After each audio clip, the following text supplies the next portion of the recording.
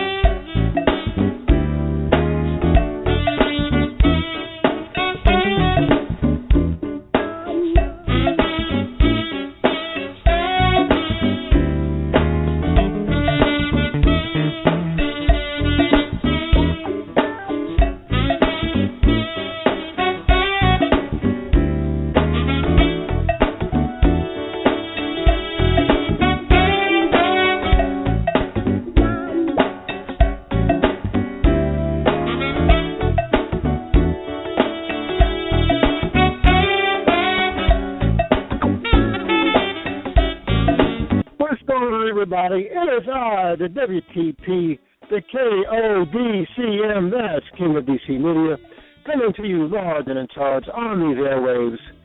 Welcome. Step right up to another game-changing episode of the Inside Acting Radio Show. Tonight's guest is actress Dionne Audain, who recently appeared as Poosie's mom in the Season 3 premiere of Orange is the New Black. Dionne has also co-written the Mid-Atlantic Career Guide, which helps actors get their careers on track and land them jobs. Before we get to her, let me remind you that this show is officially sponsored by Fed Choice Federal Credit Union for your banking needs. There's no better place. I should know. I've been a member for 30 years. Visit Fed Choice Federal Credit Union at www.fedchoice.org. If you would like to advertise on this show or even hold an online table read, write me at william400@yahoo.com. And while you're at it, follow me on Twitter at /inside_acting. And also, do not forget to Google DC Actors Examiner. It's a fantastic column. And in fact, Dionne Audain herself was featured in the column this week. So go to DC Actors Examiner and be sure to subscribe. Yes, indeed. So let me just read a little bit of Dionne's background. Now, that just said that she was playing the mother of Poosie and Orange is the New Black, which is a fantastic show on Netflix. Fantastic. So let me just read a little bit of her background. Having a B.A. in English Literature and Rhetoric and a Master's of Public Administration from the #1 program in the nation, the Maxwell School at Syracuse University, Miss Audain's former life included consulting, budgeting, and managing change in large government and private organizations, averaging 70 hours a week. After realizing that her drive and talent also had artistic inclinations, Miss Audain set her sights on acting. Having performed since the age of 2 in pageants, dance troupes, storytelling competitions, original poems, and, of course, plays, she was a natural and a force waiting to be unleashed. Fantastic. And I know that Dionne she had told me last year when she was on the show that she had already auditioned for Orange is the New Black at least 4, 5, 6 times over the course of about a year and a half. So I know that it takes a lot of talent, a lot of effort to get on those shows. Hello, Dionne. How are you? Oh, pretty good. Let's jump right in. What's been the response so far after you appeared on the Orange is the New Black? It's been amazing. It's been amazing. You know, people have been coming out of the woodwork as far as people who watched the show, and because some people knew, but a lot of people didn't know. And it's been a great response from, non-industry and industry people. So it's been great. It's been a great reception, and I just, my intent is to ride that wave and let it propel me further in my career. And it's just a great show to be involved with too. So it's just great to have that credit and I guess that notoriety, because the show is just so amazingly written and acted and so well received. Every character has a backstory, and it's just very intricate. It's like a Swiss watch. I binge watched recently, and it was just amazing. So I know you auditioned 6 times over 2 years to be on the show. Yes. Describe the process. So each time I would, when I was in New York, when I was in D.C., going back and forth between New York and D.C., I would get an audition for the show, and I'd come up and I'd go in and audition and read, and, then I'll see the show and I see the part that I auditioned for, and I just kept showing up. One time I was on tour, and I was in Pittsburgh doing a show, a fringe show there, and I had to put an audition on tape, literally in the dressing room before I went on stage to do the show.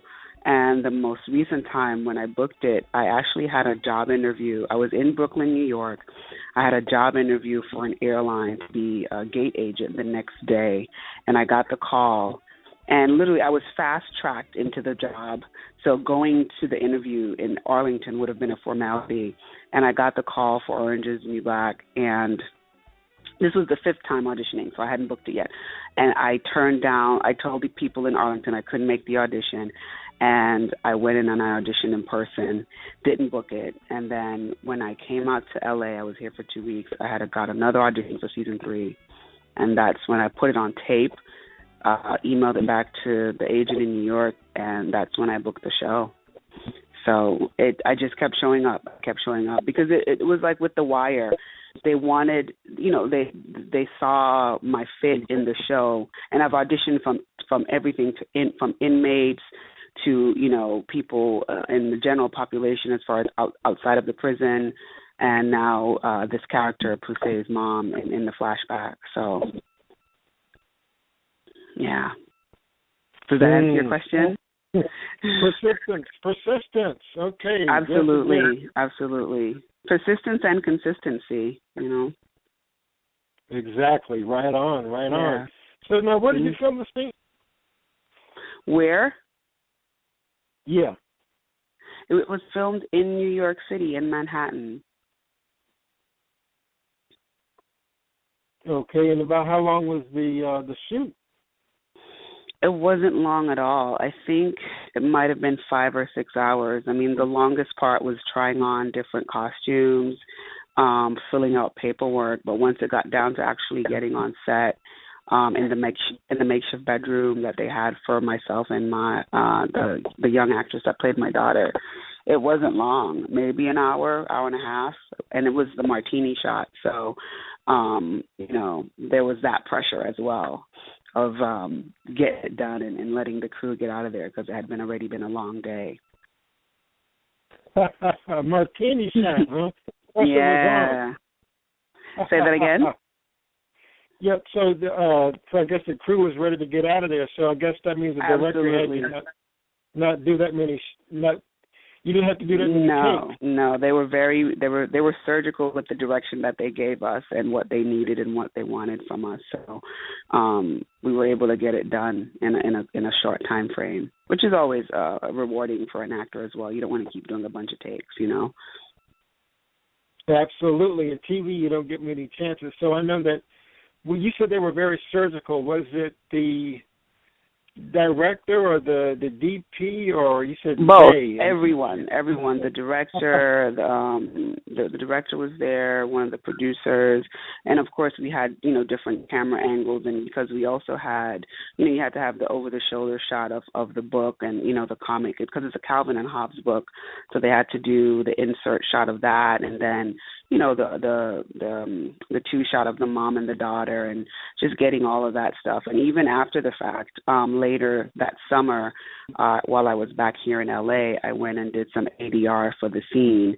They had me add in some additional dialogue between the edit where you see a shot of them in the prison cafeteria, and then the shot of Poussey and her mom in the flashback. So they even after we shot it, they realized there was more that was needed, and so they had me come in and just add that additional dialogue. So that's always great because, that's another day's work for an actor. That's great. That's right on, and that's a lot of work for what the fans would see. Is this a very, very short scene? Yeah, it is, but there's a lot that went into it. I mean, as with everything we do, I mean, we've worked together on set. We've worked on films and television shows, so there's it's an entire production for maybe what amounts to a few seconds on the television screen or on the film in a movie. So, but that's part of the business that we're in. There's a lot that goes into creating those images and creating those worlds and those characters that we all grow to love and adore so much. That's right, exactly. I was on the set of one of those crime reenactment shows yesterday up in Frederick, Maryland, and it was only like 3 scenes, but my goodness, it was like nonstop for 2 hours. So many angles, over shoulder, this and that and the other. It's like a lot of work. So I know you had a party, I guess a viewing party at your place. Say that again? Yeah, how did that work out for you?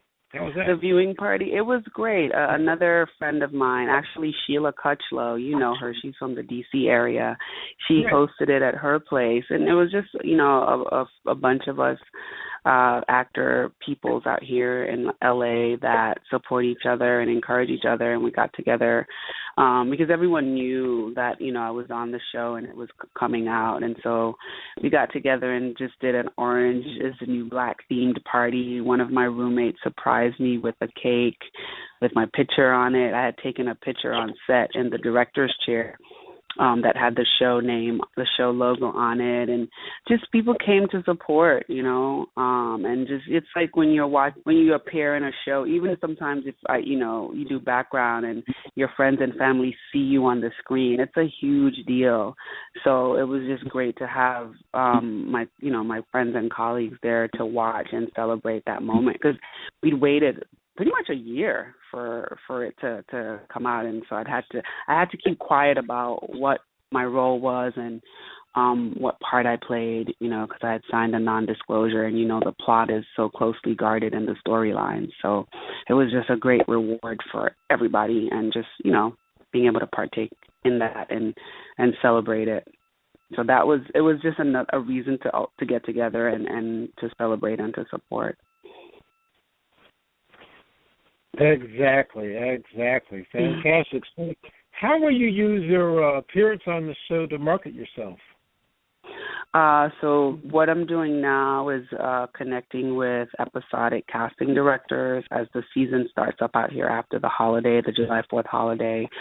So, using the appearance, I'm getting the clip from the scene. The editor is working on that. That's going to go on my Actors Access. It's going to go on my IMDb, go in the reel, and my reps will use it.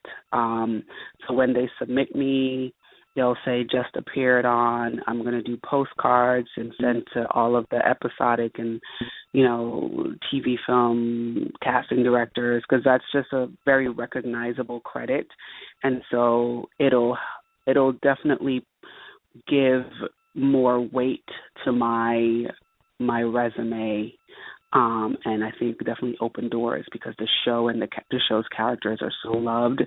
So I think, and my reps think as well, that it's gonna be like, oh, I know that show, okay, and it'll be like it's a conversation starter if nothing else, because it adds credibility to my work, to my body of work and who I am as an actor. It's not like, oh, this person did XYZ. It's like it's a well-recognized show, and it's just came out, so people are binge watching it. They know it. They're familiar. So just using it as leverage, and to create more traction and open more doors.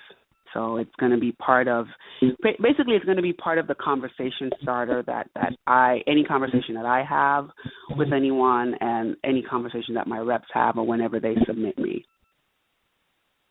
That segues into my next question about I know last year you and Sheila came on talking about the Mid-Atlantic Career Guide. So when can we see Mid-Atlantic Talent Guide? Yeah, Talent Guide. So when we can see the second edition of that one? We're hoping by the end of summer. We're revamping the cover, the look and the feel of the book, and, of course, adding some more information. But it's one of those resources that we feel that we didn't have coming up in the D.C. Mid-Atlantic region.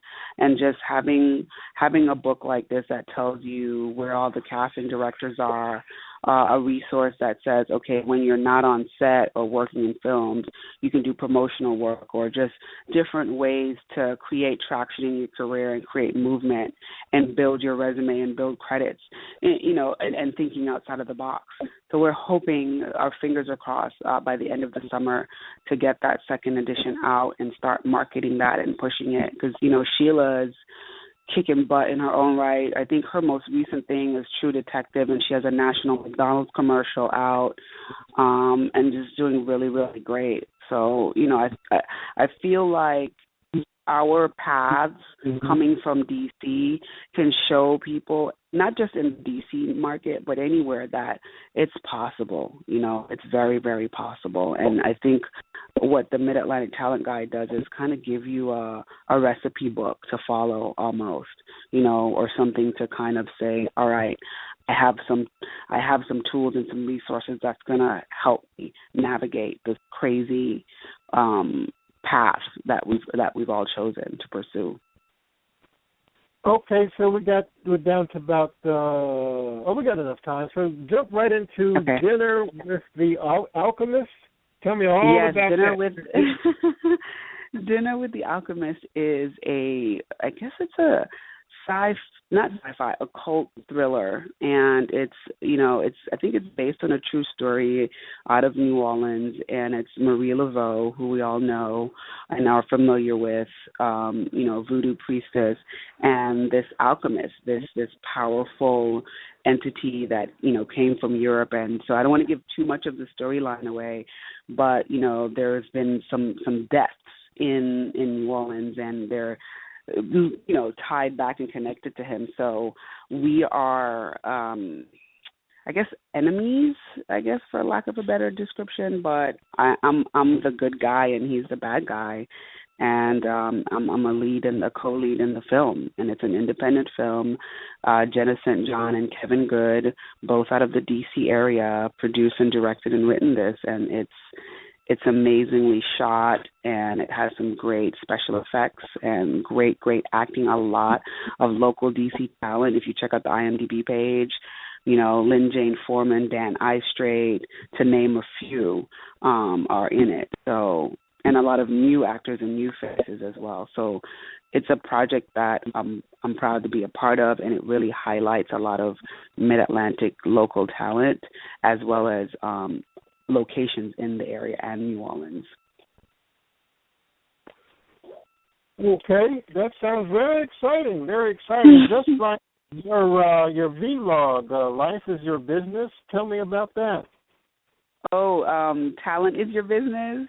Yeah, Talent is Your Business. Well, I have two. I have the Talent is Your Business video blog, and then Day in the Life of an Actress, which is an almost daily account, 365 days in the life of an actress living in LA. And then the Talent is Your Business video blog is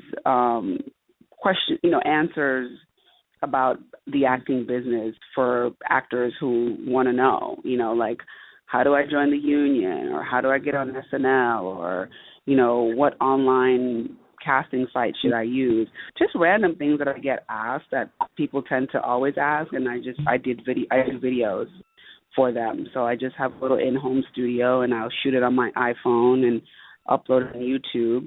And then the day in the life of an actress is just, I decided to do that so people can see that, it's not all fun and games. I mean, there's definitely a lot of positivity, but I just want to give a realistic view of what it's like being an actress here in LA, pursuing my acting career, 14 years into the game. So, and hopefully somebody benefits from it.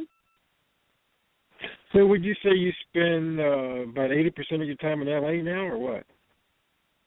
Just about. I still get back to New York. I still audition for New York projects and the D.C. area, but, I go where the work is. So right now, I'm focused on getting more work based out of Los Angeles. But I still maintain a home base in the Northern Virginia area, as well as in working in New York. So, yeah. Exactly. That's great. That's great. So what advice would you give actors trying to get booked on a Netflix show, for example? What advice would I give? Well, figure out what shows are on Netflix or, any other online entity. Find out who casts them. Find out where they shoot, because a lot of times they'll shoot outside of a major market. And if it's somewhere near them, submit to whoever the local casting is. If it's in a major market and if they're near to that major market, submit to the casting director there. But just, submit and say, I can be a local hire. And if you can, within reason, get to where they're shooting, try to do that. See if you have a family or friend or someone that lives in that market. But a lot of things shoot right in the D.C., right in our backyard in D.C. You had Veep, you had The Wire, you have House of Cards, you have the New York shows, Boardwalk Empire, Orange is the New Black. So if you can get to an audition in New York, you can get to a booking in New York. And so, no one has to know that you're not living there 24/7. It's about showing up and being able to get to the audition and get to the book job. So I would say just go after it. Find out who cast and submit to them and pursue it. Exactly. Okay, we've got about 5 minutes left. So quickly, just touch on Me, You, and Him, and also any other projects you have. Yeah.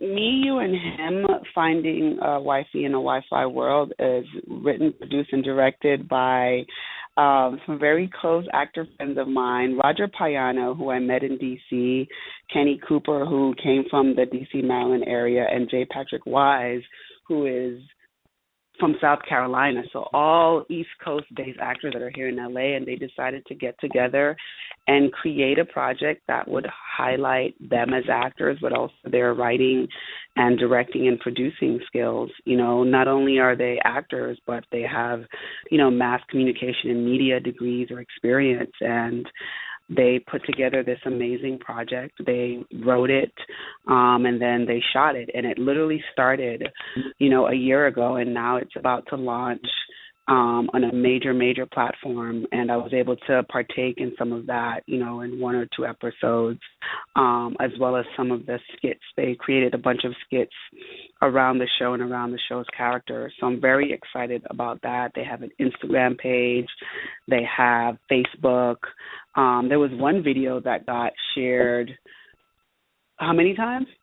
8 million or something like that. So there's definitely, they have a buzz. So I'm excited for the show to drop. So Facebook, Instagram, Twitter, Pinterest, YouTube, Me, You, and Him, the series, Finding Wifey in a Wi-Fi World. So I think I sent you the link, so if you want to spread that or tweet at them. I'm also working on other personal projects that just highlight, things that I go through as an actress with natural hair or just a woman with natural hair. And, creating projects for myself and other actors that I know.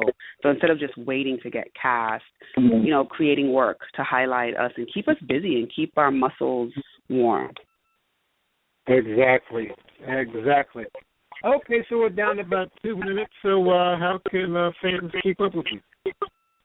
My Facebook fan page. I'm on Twitter, and they can follow me on IMDb. And I have an Instagram page as well, but I guess, I don't know, that's kind of private. I do accept followers on Instagram, so I'm on Instagram as well. But yeah, any of the social media platforms I'm on. My YouTube channel is up. Yeah. So YouTube, Instagram, Facebook, Twitter. I think I've covered it all. Well, Dionne, it was just great having you on the show again. I just wish you much Thank success. you. I'm very, very proud of you. Thank you so much. Yes, fantastic. Thank you, and thank you for doing this and having this show and this, this platform.